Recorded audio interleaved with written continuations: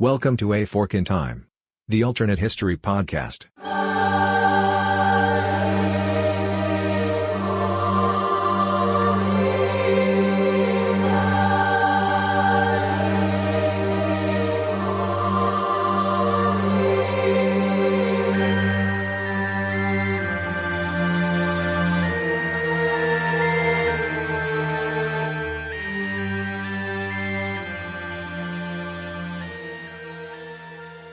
Hi, good people. Welcome back to A Fork in Time. This is Chris, and I'm joined by kind of a partner in crime now, Dylan. Is that fair or Yeah, that's probably the best way to describe me.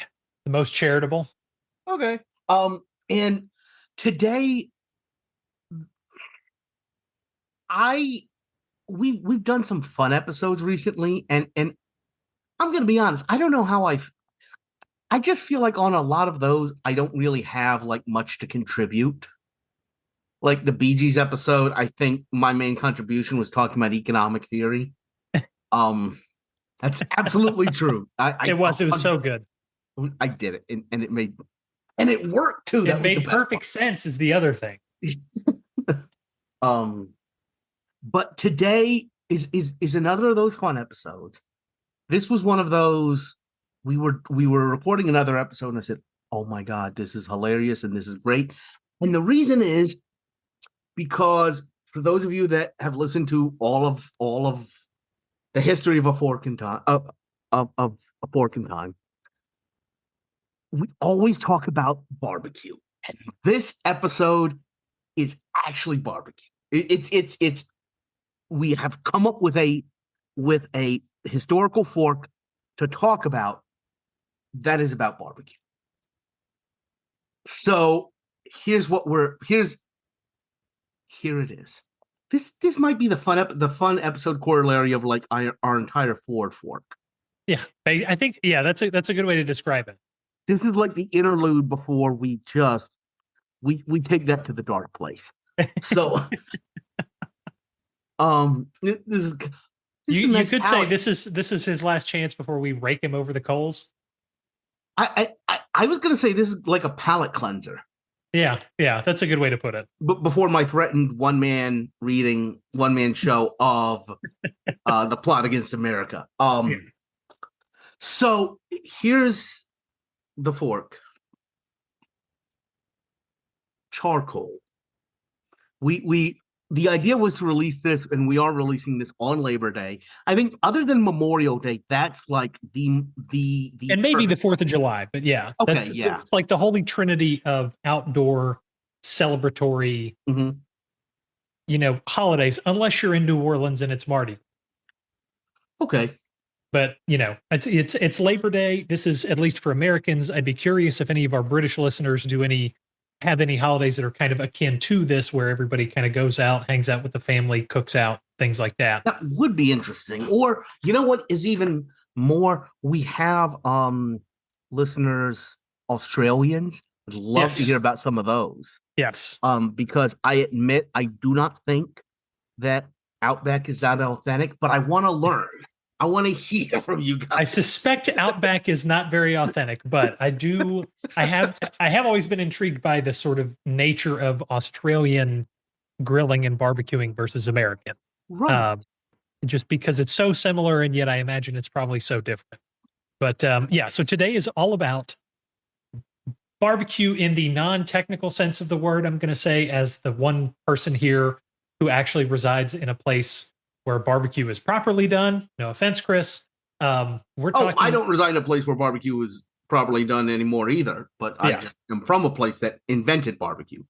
Well, it's debatable, but I'm not going to lay claim to inventing barbecue either, so it doesn't matter. But anyway, we're going to be talking all about sort of the nature of what makes outdoor backyard barbecuing a thing. And possible. The way most people consider it possible. Exactly. And what really gets it started is the charcoal briquette. So, Chris, why don't you sort of fill us in on what the story is on this tiny little hunk of black rock? So, a charcoal briquette is basically sawdust charcoal, and fillers so that you form it into almost like a hockey puck. Mhm. But one of the things about it is it's designed with Okay, now I'm going to get into freaking. The aerodynamics of charcoal briquettes. Yes, that's literally where I was going with it. Chemistry class.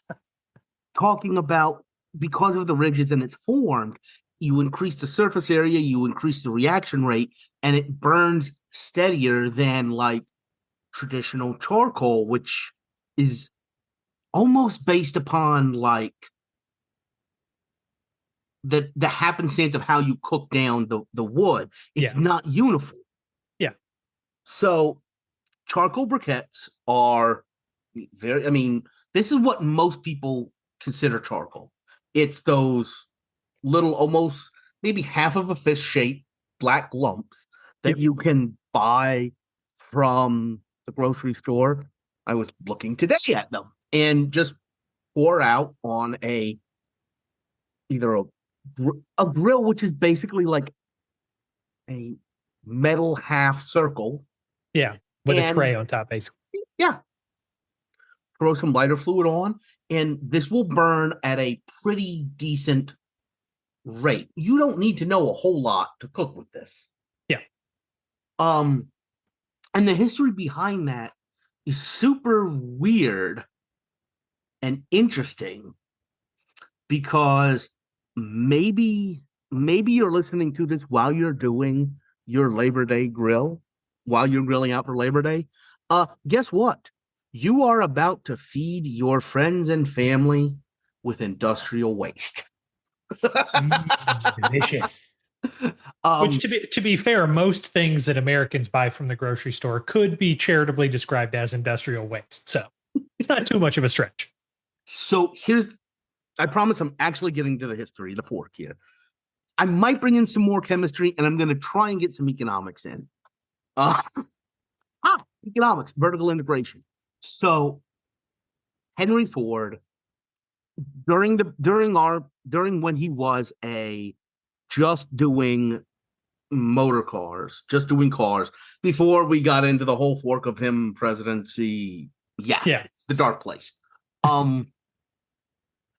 One of the things he needed was methanol, wood alcohol, which is used for varnishes, used for antifreeze, used for a bunch of different stuff in the process of creating his cars. His brother-in-law? Yes. Okay. No, it's his cousin's husband. Oh, his cousin's okay. His cousin-in-law owned a lumber company. Methanol is also known as wood alcohol. Owned a lumber company and basically worked with Ford to extract all the methanol to be used in industrial processes to create Ford Motor Company cars.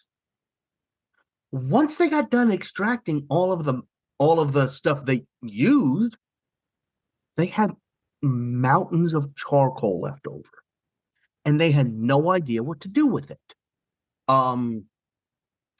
And I don't know who came up with it or whatever, but one of the things that they actually wound up doing with it is making charcoal briquettes. And what the interesting thing is, basically they came up with this idea to process it a little bit more.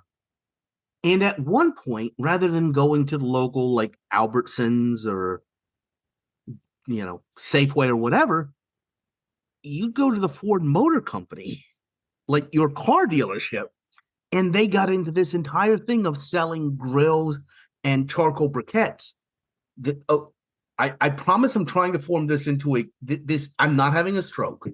Yeah, no, it's really a thing. Like they would package it as a side deal to like market it because they were trying to add. This is in the early days of cars when people would just drive around for the pleasure of being in a car. People would go out for the first time to, the local park. They'd start doing these cross-country interstate trips.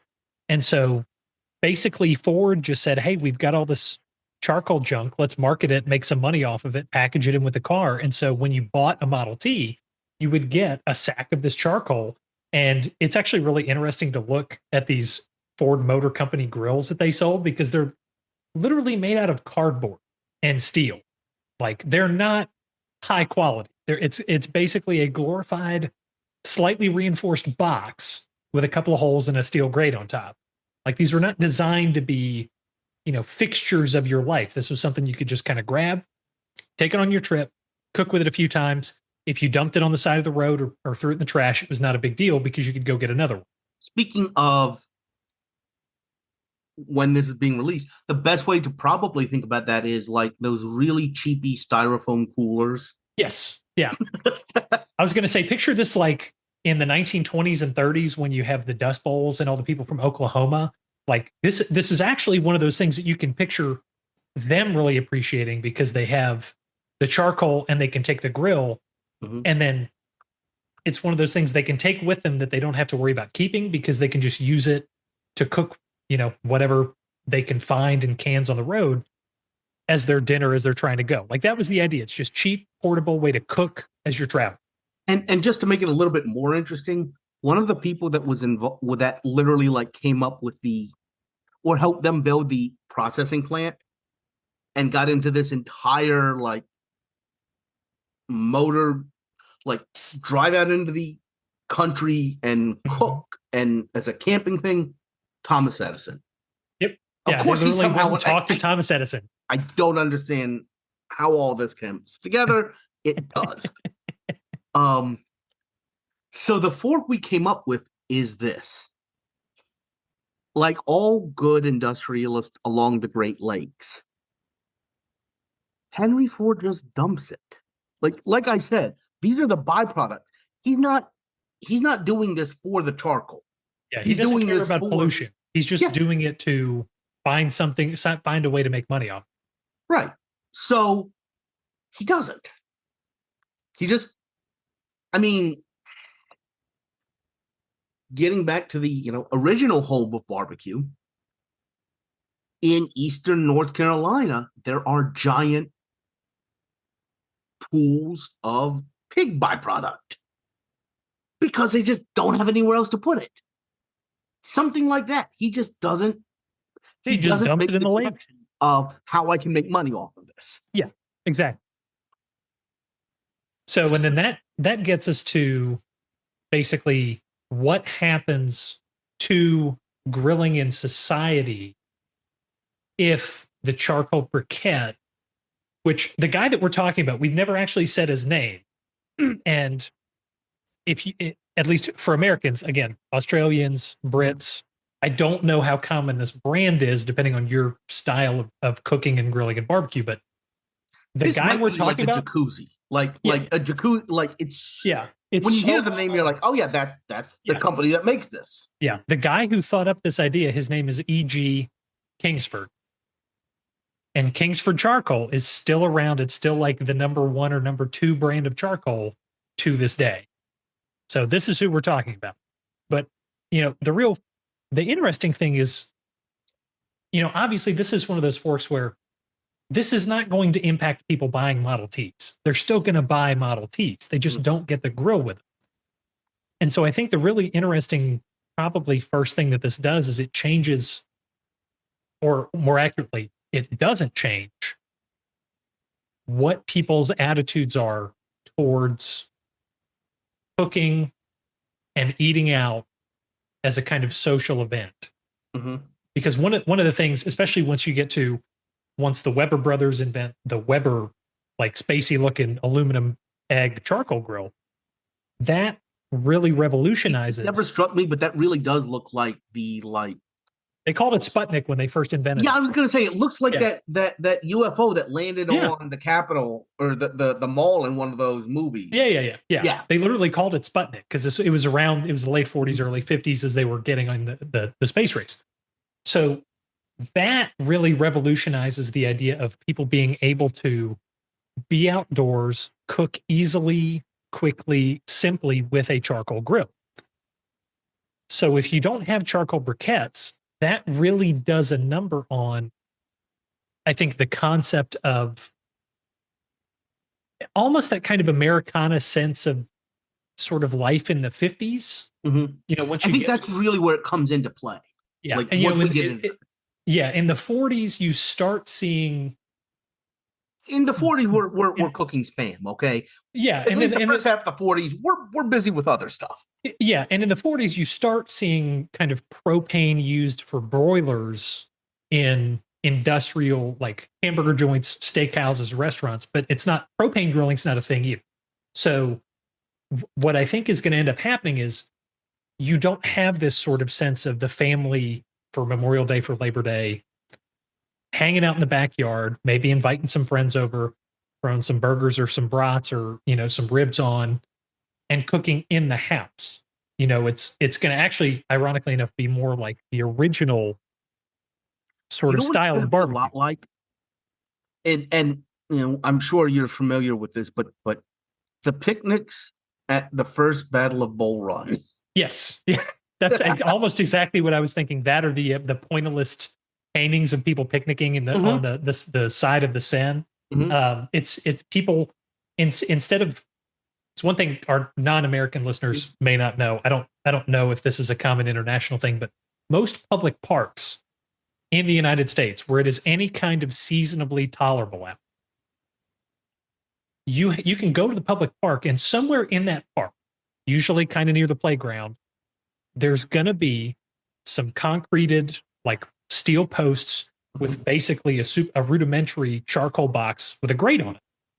And when we say rudimentary, it's going to be like a steel box with a grate on top. Yeah, yeah, That's it's it. literally, but it's concreted in. It's a public use charcoal grill because this is such a common thing for Americans ever since the 50s to go out, either grill out in the backyard, hang out in the outside, in the outdoors, or go somewhere, bring your meat, cook. It's kind of a small social thing. You let the kids play, you know, some friends will come over, but it's a very kind of nuclear, intimate family social circle thing, which is kind of a huge contrast to the sort of pre Any North kind of actual Carolinian barbecue, origins. real Yes, barbecue, like we're both getting towards. Yeah. yeah. So it Eh, to But I do find it interesting. You know, you and I, we have our clashes over what is or is not barbecue.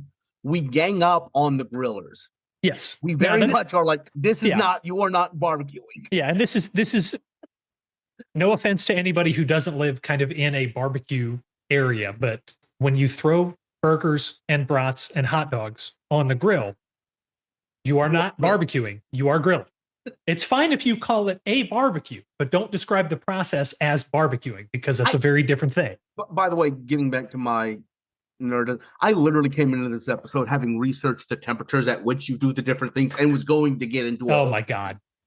So basically, barbecue, what I think this does is I think one, it makes the idea of grilling kind of more regional because barbecue up until this point is primarily a southern and kind of rural thing. Mhm. Basically, at this point, the idea of barbecue is you either dig a pit or you build a brick cinder block thing and put a grate on top of it.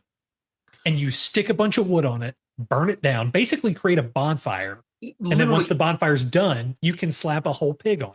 What you do is you will literally just put it on top. And for everybody familiar with briquettes, at the end you have a very fine dust. Yeah. To barbecue, you're going to light a fire, and the pieces of wood are going to break up and fall through the grate. This is not a hour long like this. Yeah, true barbecuing is For especially wood propane- barbecuing.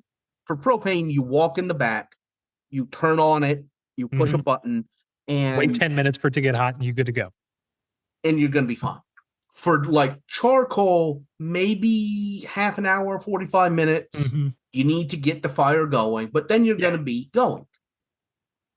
For barbecuing, you put it you start the night before. Yeah. Just to get the fire going. Mhm. And then you come out the next day once the fire has burned down and the coals are just going to be burning at a low temperature. And then you stick the meat on. And then it's still, you know, depending on what meat you're cooking, it's still anywhere for a real good, you know, barbecue. It's anywhere from 4 to 16 hours. Mhm. It is, and what that does is, one, it makes the meat really good, but that's kind of an aside. But What it does is it forces a makes level of those commitment. cuts of meat really good. Yes, it makes those cuts of meat really good, but it forces a level of commitment and manpower and effort expense that does not make it convenient for just cooking for a family of 4 and the dog.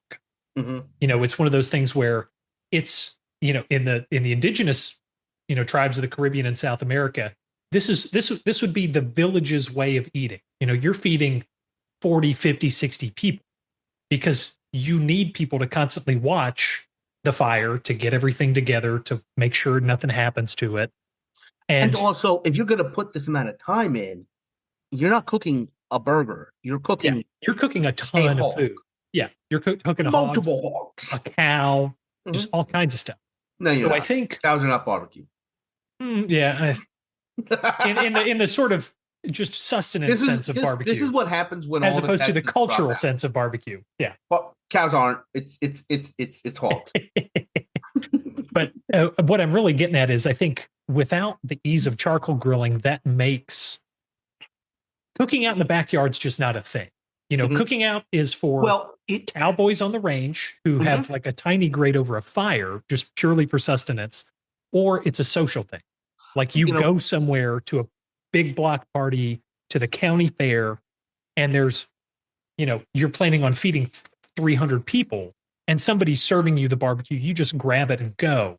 It's not, I'm just going to fire some stuff up. You are still going to have more like clam bakes. Yeah.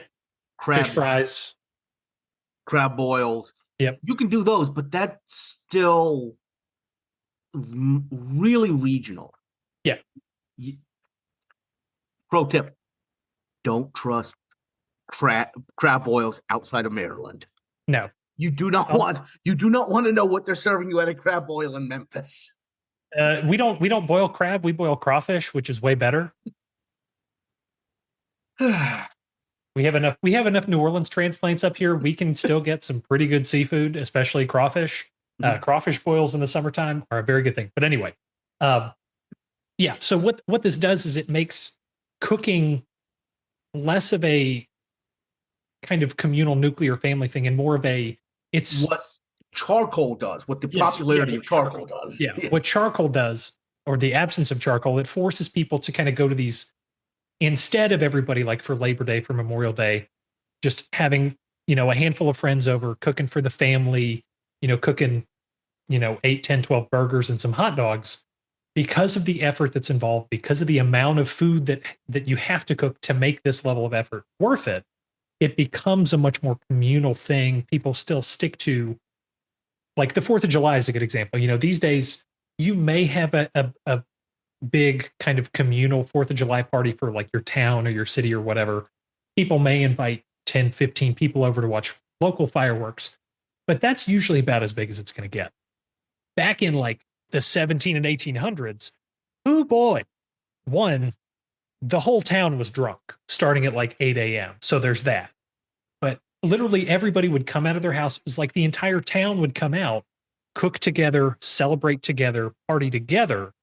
So I think you're going to see a much more kind of communal social activity, sort of togetherness come out of this. I think it's going to be much more interesting. You're going to see sort of bars, bowling, like in the sort of 50s kind of era of, the Americana heyday. You're going to see much more cookouts, county fairs, and bowling alleys, like people going out and doing things together, as opposed to hanging out at the house, just eating dinner with the family. Like dinner's going to be, sure, you can throw a pot roast in the oven, but if you want to be outside, it's going to be a big to do. It's going to be a lot of people. It's going to be a big social event. Or restaurants, kind of the same thing. But again, it gets back to the sort of regionality of it, where it's not everybody's going to be, okay, burgers and sausages. In the South, it's going to be pork butt, ribs, whole hog, crawfish boils.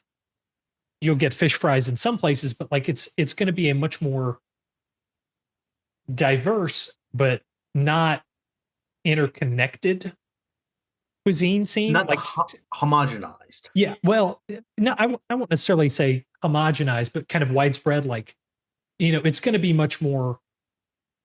People in Minnesota know what barbecue is. I'm not necessarily going to say there's not good, like true barbecue restaurants in Minnesota, but people at least will get the concept of, okay, Kansas City style, Memphis style pork barbecue, North Carolina, Texas brisket. Like they know of it. They've at least had versions of it. There's places that do it.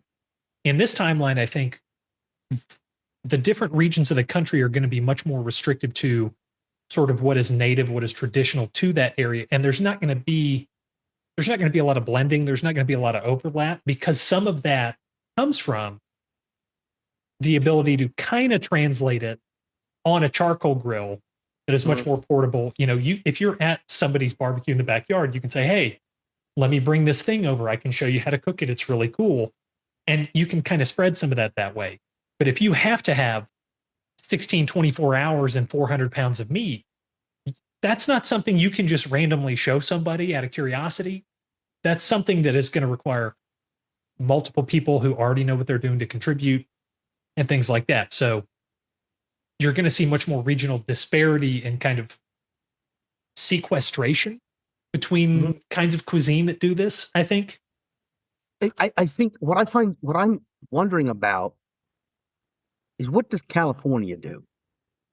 The reason I pick on them is we have Californians on the show sometimes, but they don't have the local tradition. And I feel like, in suburban LA, well, that's what you're supposed to do because you have an easily accessible, like, this is what you do in Levittown.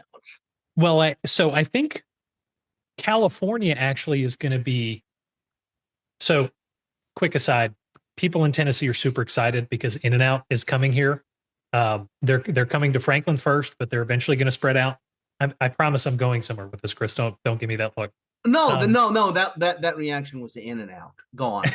I've never had it, so I can't judge. But I have, and I am going to stand up and say this. We may have gotten rid of the Texans on the Whataburger. Still, I am a Whataburger man. Oh, I love me some Whataburger, but I just I need actually, the comparison just to make it. Just to make the cookout as well. Oh, a cookout Hush Puppies, solid.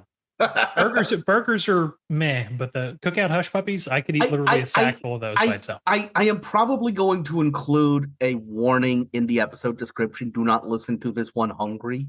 Yeah, or while at the grocery store.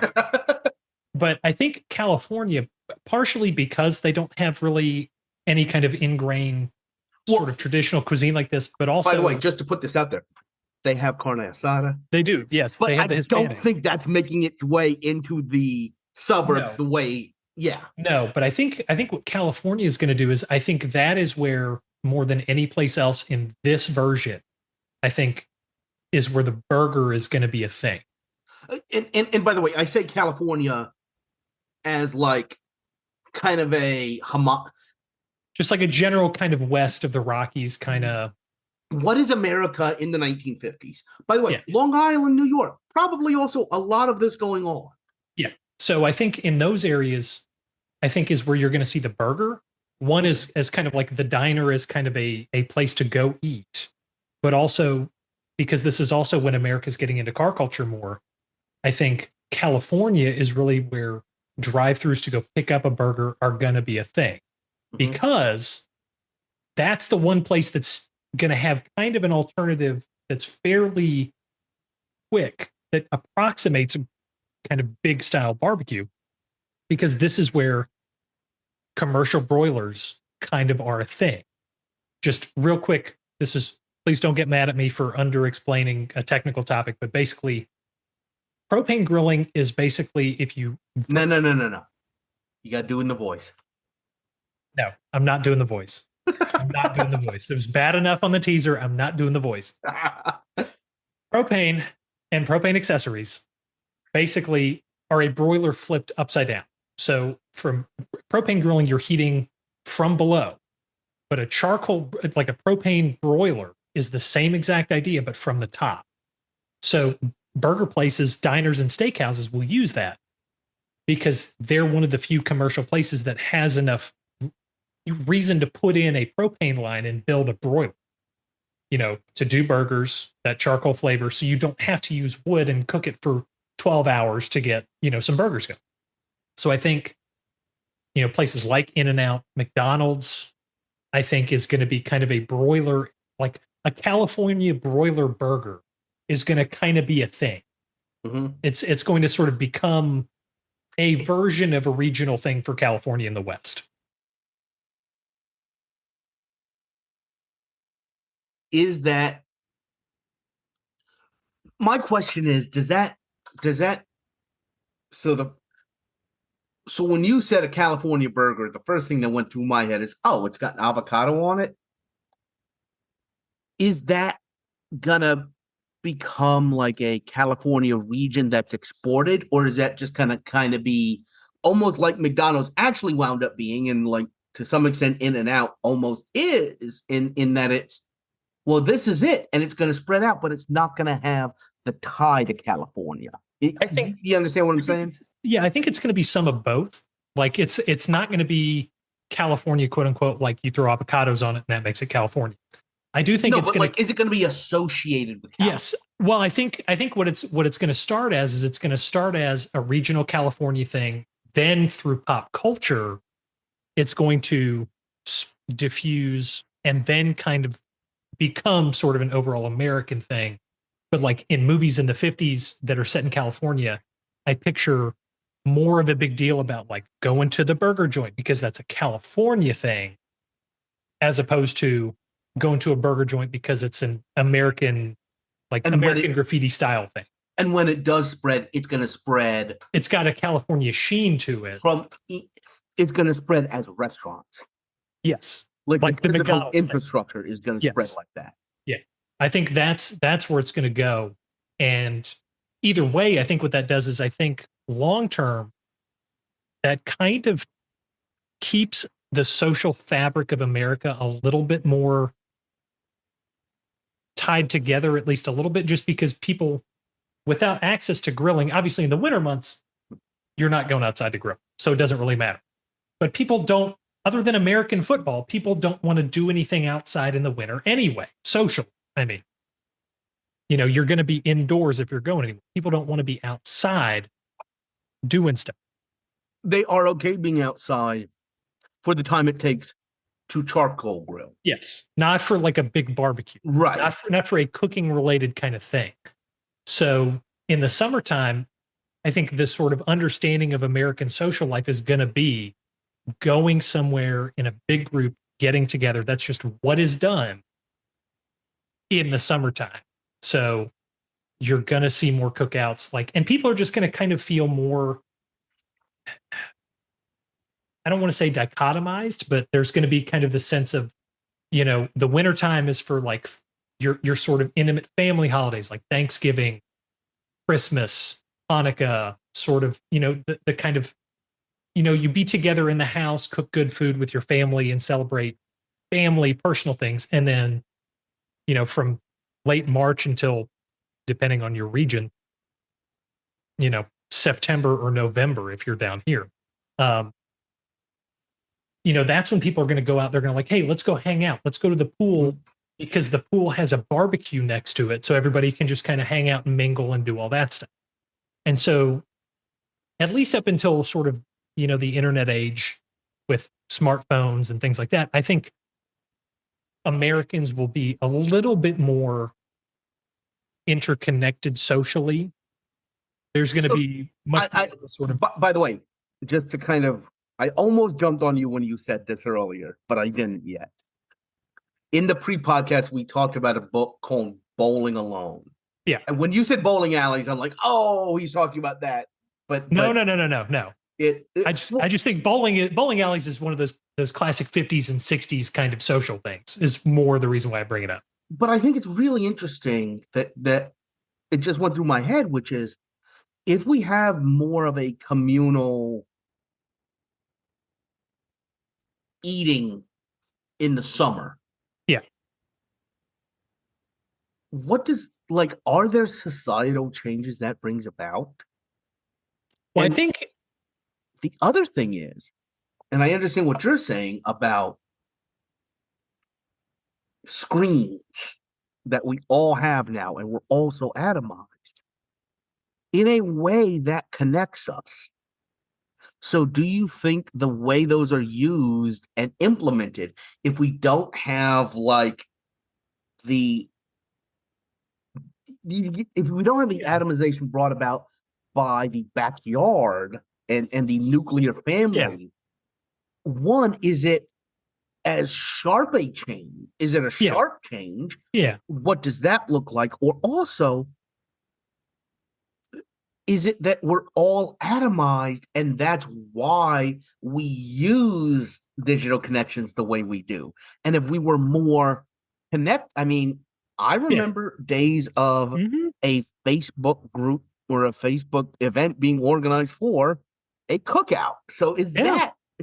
that's a little I think more I think it's a bit of both. I think at the very least, for one thing, I think there's probably going to be a little more fluidity to that atomization because of the sort of summertime communal versus wintertime, okay. not isolated, but kind of intimate small gatherings thing. So I think people will be able to kind of drift back and forth a little bit better rather than, and this is going to be me getting on my millennial high horse to all the Gen Zers out there, just sitting in a restaurant staring at your phone instead of talking to people kind of deal. But I do, that's a good point about the development. Cause like, what if, in the 80s, once arcades become a thing, I can very easily see instead of just the arcade, them also it being like kind of like a bowling alley is where there's a bar, you can get wings, you can get pizza, you can get all kinds of stuff. That being the same vibe, but just replace the bowling with, Pac-Man and Donkey Kong. Like you have the combination instead of just the arcade. It's a whole social thing. It's like Dave And and maybe Buster's that's 40 years why early. the arcade was what it was because Yeah. it developed after Yeah. we were all atomized. Yeah. And I think so if you have that continued, I guess, deatomization to use the kind of theme we're going with, I do think it would be more of a kind of a steady progression and kind of less sort of bits and spurts, kind of abrupt as sort of trends, bowling becoming a thing and then bowling dying and then arcades becoming a thing and then dying and then so on and so forth. Because food and the social aspect of it is going to kind of always be tied to it. I think the sort of ancillary, whatever the vehicle for that is, can be kind of fluid. It can be bowling, it can be arcades, but it's always going to be the same concept. It's just which flavor, to use the pun, are you getting it through, so to speak. Okay.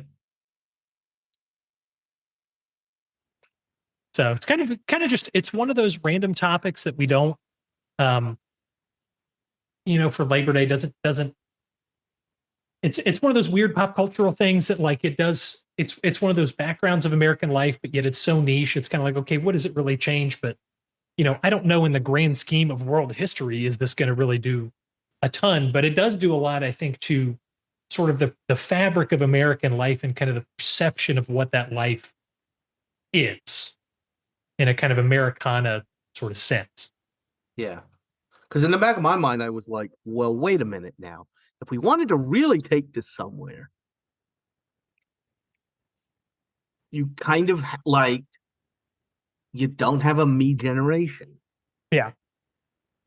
And you don't have a lot of the excesses of like our child, of like, maybe trickle down doesn't make as much sense when the banker, the baker, and the ditch digger are all together at the 4th of July or something like that. Yeah. I think there's kind of much more of, at the very least, there's much more of that sort of sense as the community as a kind of microcosm of the state and the country, as basically the melting pot of ideas, where people aren't afraid to talk about finances or politics or religion necessarily to the degree that we kind of are today, where those are very unless you really know somebody, those are very siloed, taboo topics. You may be able to talk about one of them depending on the context of whatever you're meeting somebody for. Like if you're at a church, religion's going to come up a little bit,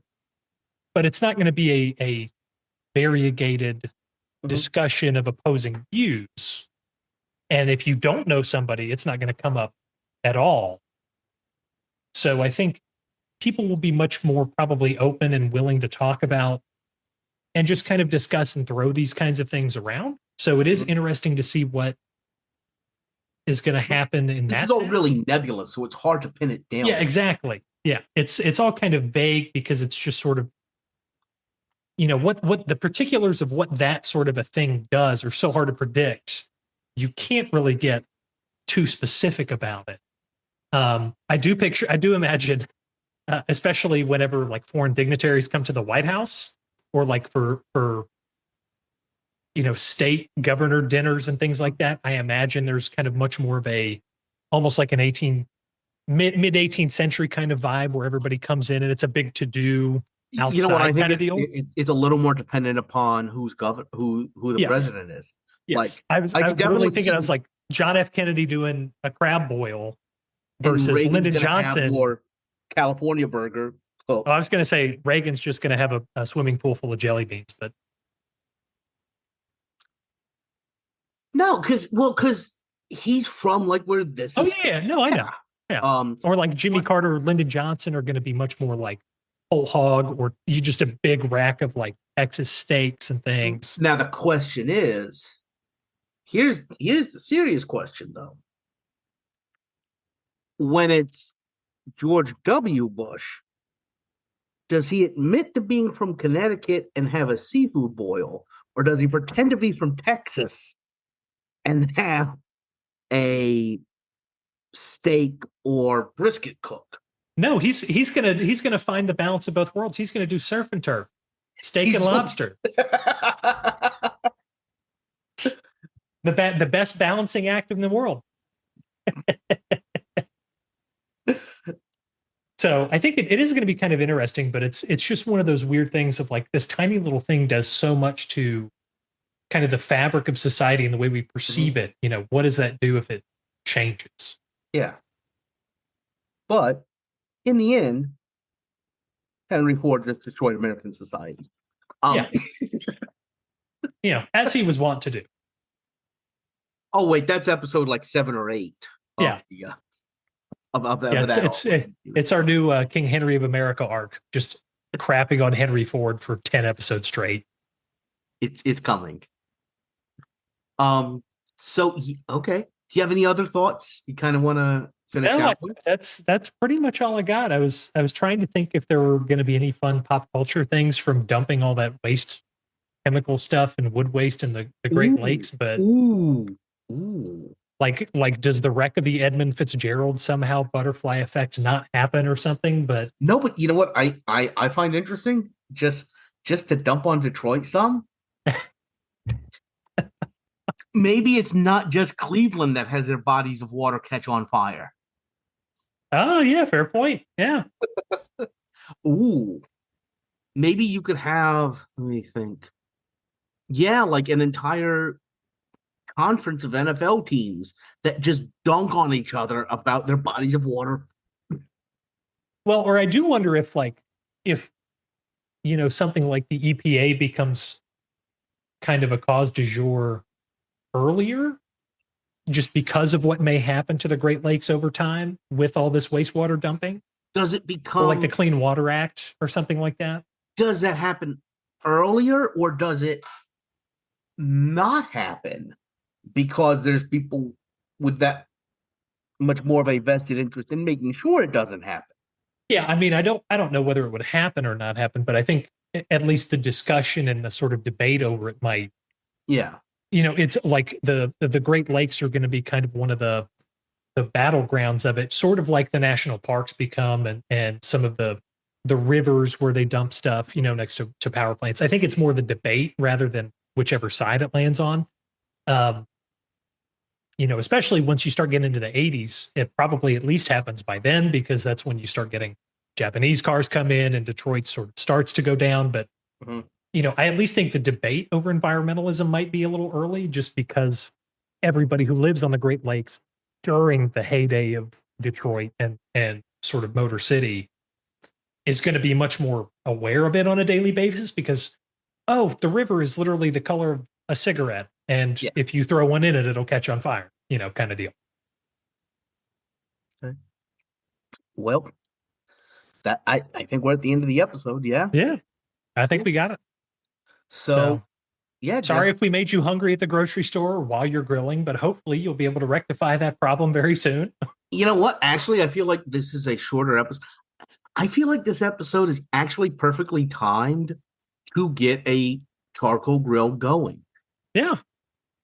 You start it, you get the chimney out, you do the work, and then by the time the this whole episode's Pink done, Floyd you can put your meat on. It syncs up about Yeah, we need to figure out the album to go with this. No, or the movie to go with this. Because we're the album. I mean, we know the movie. Lebowski. Shut up, Donnie. I mentioned bowling I mentioned the bowling alone, and we probably spent more time offline talking about Lebowski than we did in this episode. Oh, yeah. Yeah. Market 0. Okay, well, market 0. And with that, if somebody should come across a pork and thyme, what should they do? Eat it. All right. See you guys. I'm not even going to say next week because Friday, but yeah. All right. Take care, everybody.